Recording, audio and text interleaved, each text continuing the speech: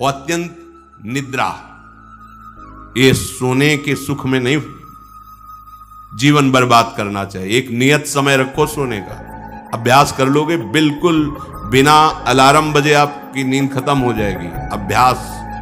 अभ्यास बहुत बड़ी सामर्थ्य है, बहुत बड़ी। अगर नींद लेने का आपने अभ्यास बना लिया है तो ये आपके जीवन को नष्ट करने का बहुत बड़ा साधन बन गया। कुछ लोगों को सोने में सुख मिलता है कि सोते रहो। भैया कमाने आए हो, बड़ी मुश्किल से पास बना है इस भारत भूमि में तुम्हारे जन्म हुआ मनुष्य योनि में, कुछ दिन के बाद ये सब खींच लिया जाएगा। सोने में समय क्यों बर्बाद कर रहे हो? कमाओ, सत आचरण करो, समाज को सुख पहुंचाओ, नाम जप करो, बड़े बुजुर्गों को सुख पहुंचाओ, किसी को दुख ना पहुंचाओ। ये कमाई कर लो। कमाई करने आए हो या तुम्हारा कुछ नहीं, न था ना है न रहेगा। होश में तुम्हें जो पद मिला है, जो सामग्री मिली, जो जीवन मिला है, लगा दो पर सुख में और निरंतर भजन करते हुए जीवन मुक्त हो जाओ। क्योंकि स्वसुख में पाप बने हैं तो तत्सुख में समस्त पापों पर विजय प्राप्त कर लो। पर समझ नहीं आता। हर समय हमें सावधान रहना है। एक समय नींद को देना है, उचित दे लो, क्योंकि आप साधक हो, उचित दे लो। इसके बाद इससे शत्रु की तरह बर्ताव करो। अभ्यास बहुत बड़ी ताकत है, बहुत बड़ी ताकत। ये कोई सिद्धि नहीं, अभ्यास। आपने यदि अभ्यास किया है, नींद का आदर किया है, तो आप ऐसे भी हैं। साधकों के सामने ही बताया था उन्होंने कि मुझे बस भोजन पवा दो तो मैं सो जाऊंगा, फिर भोजन पाऊंगा, फिर सो जाऊंगा। मेरा अभ्यास इतना दृढ़ है। वह धन्य है आपका जीवन जो ऐसा अभ्यास सिद्ध कर लिया है। अरे बर्बाद करने के लिए सोना थोड़ी है। तो यहां कह रहे अति निद्रा, उचित निद्रा आवश्यक है। जब तक शरीर भाव में साधना हो रही तो जरूरी है। और ईर्ष्या, दूसरे की बढ़ोतरी देखकर जो ईर्ष्या होती है, जो जलन होती है, ये उपासक को उपासना में बढ़ने नहीं देती। इसको संभालिए। एक ही उपाय है, जिस पे ईर्ष्या हो भगवत भाव कर लो। प्रभु मैं आपको जान नहीं पा रहा हूं, फिर भी मेरे अंदर में आपके प्रति, आपके ही प्रति है, क्योंकि आप ही है ना। प्रभु मेरा सुधार करो, बहुत जल्दी सुधार हो जाएगा। मोह, भले परिवार में रह रहे हो, पर इतनी तो बात समझ लो, ना वो तुम्हारे हैं ना तुम उनके हो। ये तुम्हें समझ में भले ना हो, पर डाल लो। सुत बनितादि जान स्वार्थ रत, ना करो नेह सभी ते, अंत ही तो ही तजेंगे पामर, तू न तजे बहिते। जैसे आप स्टेशन में होते हो तो किसी से मोह थोड़ी करते हो। बैठे हैं सब आस पास, कोई चाय पी रहा है, कोई हंसी मजाक कर रहा है, बातें कर रहे हैं, सब मिलान हो रहा है। गाड़ी आई, किसी से कोई मतलब नहीं, अपनी गाड़ी में ऐसे ही जैसे प्याऊ में हम खड़े हैं, भीड़ है, पानी पिया, चल दिया। ऐसे ही आपको समय मिला है 70 वर्ष, 80 वर्ष, 100 वर्ष, उन जनों के बीच में रहकर अपनी गाड़ी का इंतजार करो और भगवत प्राप्ति करके अपने परम धाम जाओ। तो अगर नहीं समझ पाए तो ये माया ऐसा लगती, मेरा पुत्र, मेरी पत्नी, मेरा परिवार, मैं, पूरा समय चला जाता है। फिर जिनको तुमने मैं करके अब वो अंतिम समय दिखाई देता है, कोई अपना नहीं, कोई अपना। अभी मतलब आप तो अपने ही घेरे में हैं, जैसे अपने लोग भ्रमण किए तो देखा है। रो रहे हैं, उनके परिवार वाले उनसे बात भी नहीं करते। अवस्था ऐसी है कि डंडा के सहारे 2-4 कदम चल सकते हैं। वस्त्र मल से कौन साफ करे उनका। ऐसी, ये नहीं कि वो किसी एक की बात हो, ये स्वार्थी संसार कोई किसी का। तो हम ये नहीं कहते कि भाग जाओ, हम ये कहते उन्हीं के बीच में रहकर उनके हृदय में विराजमान प्रभु से अनुराग करो, ना कि देह से। देह एक सीमित समय वाला है, तुम्हारा भी और उनका भी छूटेगा। भगवत भाव करके खूब प्रेम करो, खूब सेवा सबकी करो। भगवत भाव विहीन आसक्ति तुम्हारे पतन का कारण बन जाएगी, जिसे मोह कहते हैं। मोह सकल व्याधिन कर मूला, ये मूल है, ये बहुत दुख देने वाला है। तृष्णा, भोगे हुए भोग को बार बार भोगने की इच्छा का नाम तृष्णा। ये डाइन है, इसे शास्त्रों में कहा गया है, ये डाइन है, कभी आघाती नहीं है। ये तृष्णा रूपी डाइन सबके हृदय में बैठी है। हर भोग को बहुत बार भोगा फिर भी भोगने की चाह, इसी का नाम तृष्णा है। और कायरता, जो नहीं होना चाहिए उसमें बहुत उत्साहित है, जो करना चाहिए, जो होना चाहिए उसमें, उसे कायरता कहते हैं। ये कायरता साधक में अगर है तो परमार्थ विहीन कर देगी। दूसरों के गुणों में दोष देखना और निंदा करना, द्वादशैते महादोषा, ये महान दोष है। धृतराष्ट्र जी से कह रहे सनत सुजात जी, इन्हीं दोषों के कारण हृदय में बैठे हुए भगवान का साक्षात्कार नहीं होता। ये प्राणों का नाश करने वाले, ये प्रज्ञा का नाश करने वाले, ज्ञान नेत्रों को ये ढक देने वाले दोष हैं। शोक, क्रोध, लोभ, काम, मान, अत्यंत निद्रा, ईर्ष्या, मोह, तृष्णा, कायरता, गुणों में दोष देखना और निंदा करना, ये 12 महान दोष साधक की साधना का नाश करने वाले हैं। भगवत अनुभव इन्हीं के कारण नहीं हो पाता। भगवान हृदय में है पर हमें अनुभव क्यों नहीं होता? इन 12 दोषों के कारण।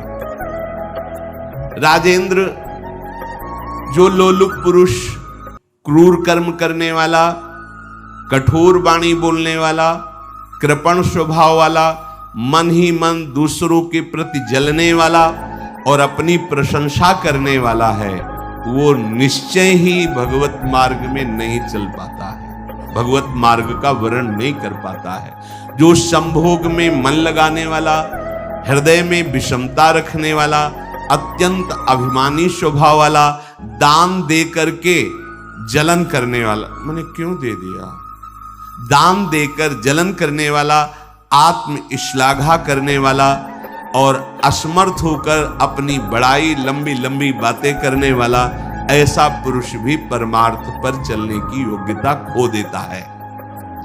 सच्ची हो या झूठी, निंदा करनी ही नहीं है। सद वा परिवादो ब्रह्मणस्य ना सस्यते नरक प्रतिष्ठास्ते वही शूर एवं कुर्वते जनाहा। बोले इसमें क्या, मैंने देखा ऐसा ऐसा ऐसा, तो शास्त्र कह रहा है कि तुम देखो भगवान को, सर्वम खलमिदम ब्रह्म ने नानास्ति किंचित, देखा तुमने, सत्य वस्तु को तो देखा नहीं। तो कह रहे सद वा परिवादो, झूठी हो या सच्ची, किसी की भी निंदा नहीं करनी। बोले हम तो सत्य बोलेंगे, तो सत्य को जाना तुम, सत्य एक है, सच्चिदानंद में है, उसको जाना। अगर उसको नहीं जाना तो तुम झूठे तो हो ही, तुम्हारी हर बात झूठी है। बोले नहीं हम सत्य बोलते हैं, हमने जो देखा, तुम क्या देखा? जो देखना चाहिए वो देख पाए, जो नहीं देखना चाहिए वो देख पाए, तो तुम तो झूठा देख रहे हो, झूठा बोल रहे हो। सद वा परिवादो, बात सच्ची हो या झूठी, यदि वो किसी की निंदा है तो नहीं करना है, अगर करते हो तो नरक प्रतिष्ठास्ते वही शूर एवं कुर्वते जनाहा, निश्चित उसे नरक की प्राप्ति होती। ये सनत सुजात जी महापुरुष बोल रहे हैं। जो बहुत बकवाद करने वाला है, दूसरों के दोषों का वर्णन करने वाला है और धन का दुरुपयोग करने वाला है, प्राणियों को कष्ट पहुंचाने वाला है, ऐसे आचरण वालों को देख करके प्रणाम मन से करके दूरी बनाओ, इनका संग नहीं करना चाहिए।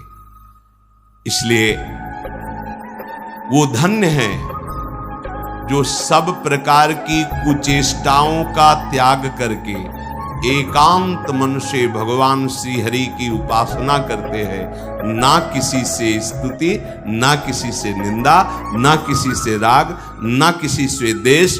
वो महापुरुष बालवत हो जाते हैं, बालवत, निर्विकार,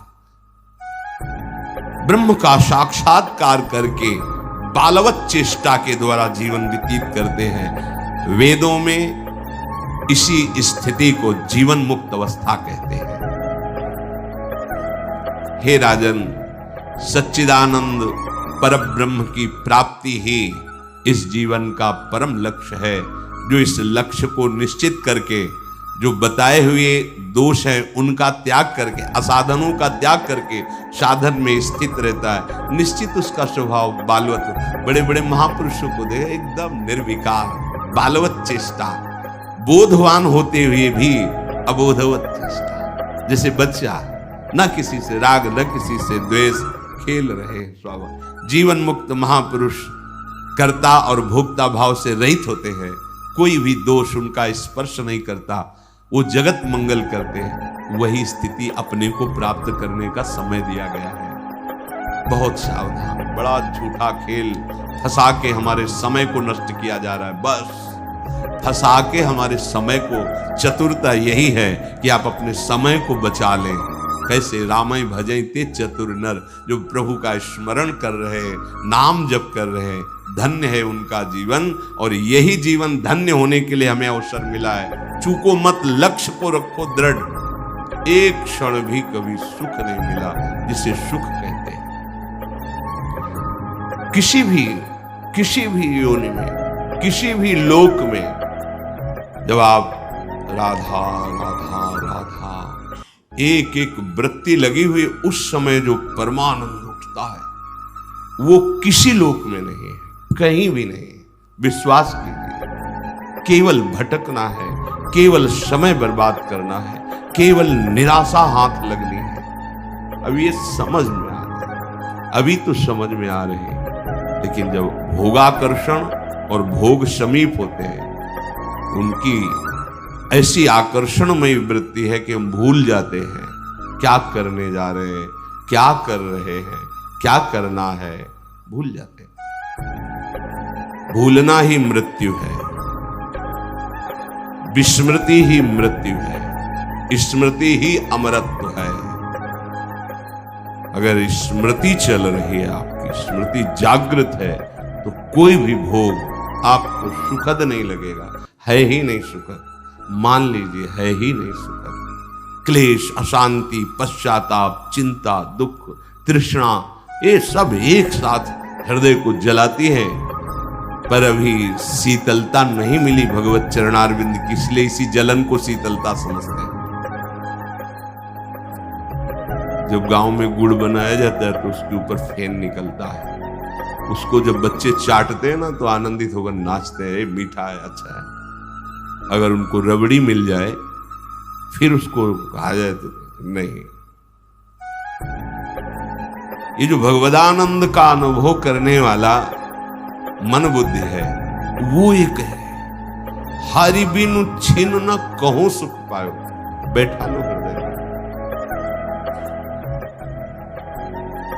कल महाराष्ट्र के संत आए, तुकाराम जी का एक हिंदी में अभंग बोला था। उन्होंने कहा कि जिसके मुख में राजा राम बैठा है, अर्थात साक्षात भगवान ही नाम रूप से बैठे, मैं उनको प्रणाम करता हूं। तुकाराम, मैं उनको प्रणाम करता हूं। ये जितने महाभागवत हुए नाम के बल से, ये नाम अमृत है, नाम अमृत है, हरि नाम अमृत है, राधा नाम अमृत है, सुधारसम है। मान लीजिए, मान लीजिए, कहीं सुख नहीं, समय बर्बाद हो रहा है। 50-50 वर्ष की आयु हो गई, 60-60 वर्ष की आयु हो गई, वही चिंतन भोगुम। कितने जन्म हो गए यही चिंतन करते हुए, है नहीं मिला। दुख तो दुख है ही, यहां का सुख जो भास रहा है वो भी दुख है। जिसे तुम सुख समझते हो, ये सुख नहीं, सुख की छाया है, समझ पड़ती नहीं, ये गिरधर की माया है। जिसे तुम सुख समझते हो ये सुख है। जैसे अपनी वृत्तियां कहां जा रही हैं? शरीर में सुख, शरीर संबंधियों में सुख, शरीर भोगों में सुख, धन में सुख, मान में सुख। मान में सुख है, प्रतिष्ठा में सुख है। कैसे जानोगे कि तुम प्रतिष्ठा में महान दुख है, घोर बंधन है, एक यंत्रणा है। अगर इसकी चाहत है तो एक यंत्र, जैसे नरक यंत्रणा, ऐसे एक यंत्र, एक दुख है, आपकी स्वतंत्रता का नाश। स्वच्छंद रूप से आप इसको सुख समझते हैं। अगर इसकी चाह है तो घोर दुखद बात है। एकमात्र भगवदानंद में ये बहिर्मुख करने वाली वृत्ति, मान प्रतिष्ठा का सुख, ये भयानक दुख है। समझ में नहीं। सम्मानम कल्याति घोर गरलम, समझ में नहीं आ रहा। प्रतिष्ठा सुकरी विष्ठा, गौरवम घोर रौरवम, ये उन महापुरुषों के वचन है जो उस आनंद का अनुभव। हम कह रहे यहां का दुख तो दुख है ही, यहां जो तुम सुख मान रहे हो वो भी घोर दुख है। यहां की संपत्ति विपत्ति है। जिनके पास बहुत वैभव, चैन से नींद नहीं आती। अब उतनी स्थिति से नीचे वो जी नहीं सकते। ऊपर की आकांक्षा है और ऐश्वर्य बढ़े, कोई विश्वासघात न कर दे। कई तरह की चिंताएं, भय उनके हृदय में। मुझे जाना है यहां से, भगवत प्राप्ति करनी है, भगवान नाम जपना है, इसकी सुध भी नहीं है, शुद्ध भी नहीं है। यहां की संपत्ति घोर विपत्ति ही है। अच्छा, कितना भी एकत्रित कर लो, जाओगे तो पास कुछ नहीं, क्या फायदा। विदेश में है, खूब बटोर लो सोना, खूब रुपया बटोर लो, लेकिन जब तुम अपने देश को चलोगे तो सब छीन लिया जाएगा। बोलो फायदा क्या हुआ पूरे जीवन मेहनत करने की। ठीक यहां ऐसे ही है, रहना नहीं देश बिराना है, संतों ने कहा। जाना है यहां से, जाना है। ये संपत्ति भी विपत्ति है। कैसे विपत्ति है? विपत्ति का स्वरूप क्या होता है? भगवत विस्मरण का हनुमंत विपत्ति प्रभु सोई, जब तो सुमिरन भजन न होई। जिसके दिमाग में संपत्ति का महत्व बैठ जाता है, भगवत स्मरण परायण हो ही नहीं सकता, नहीं हो सकता। ये संपत्ति का चिंतन, धन का चिंतन रजोगुण की वृद्धि करके उससे काम आदि दोषों में, वासनाओं में फंसा देता है। ये बड़ा सूक्ष्म विषय है। यहां का दुख तो दुख है ही, यहां का सुख भी दुख है। यहां की संपत्ति विपत्ति है। जितनी भी भोग सामग्रियां हैं, ये सब सत्य वस्तु से विचलित कर देने वाली हैं। स्वर्ग नर्क सब घूम करके आया हूं हरिराम जी, ये सब देखा है। ये कब अनुभव होता है? जब भगवदानंद की स्थिति होती है ना, पूरा जन्म जन्मांतरों का अनुभव होता है। पिछले जन्म में क्या थे, क्या क्या कर्म हुए, क्या सब वो दृष्टा सब कुछ देख लेता है। तभी घोर वैराग, दृढ़ स्थिति, प्रभाव नहीं, बहुत कृपा से ऐसी ऊंचाई पर आ गए जहां इन द्वंद्वों का प्रवेश नहीं, तो अब फिसलना नहीं, अब चूक नहीं, हर समय सावधान, सेवा सुमिरन सावधान, हर समय सावधान। एक सेकंड के लिए भी किसी इंद्रिय को छूट नहीं, धोखा पैदा कर देगी, भ्रम पैदा कर देगी, फिर पश्चाताप होगा। लोक चतुर्दश बहुविधि भटक्यो, स्वार्थ लगी मैं हरि बिसरायो। 14 भुवनों में स्मृति जागृत है, जो भगवत साक्षात्कार करने की स्थिति है। उसमें ऐसी स्मृति जैसा जैसे काकभूषण जी कह, मुझे सब कल्पों का याद है। जिस समय अंतिम समय होता है जिनका, या जिस समय गर्भ में होता है, दोनों स्थिति। गर्भ में उसे बहुत जन्मों की याद आती है, तो वो व्याकुल हो जाता है। ऐसे ऐसे कर्म उनके परिणाम से इस गर्भ में, एक बार प्रभु, एक बार मुझे निकाल दो, मैं जाकर के मानव देह में ऐसे सत्कर्म करूंगा, ऐसा भजन करूंगा कि दोबारा मां के गर्भ में ना। जब अंतिम समय होता है तो जितने इस जन्म में दुष्कर्म या सत्कर्म के सब सामने घेर लेते हैं। बहुत जन्मों के कर्म संस्कार छा जाते हैं, और जो उसको योनि मिलनी होती है वही चित्त अटक जाता है। आगे बहुत सावधान, बहुत सावधान।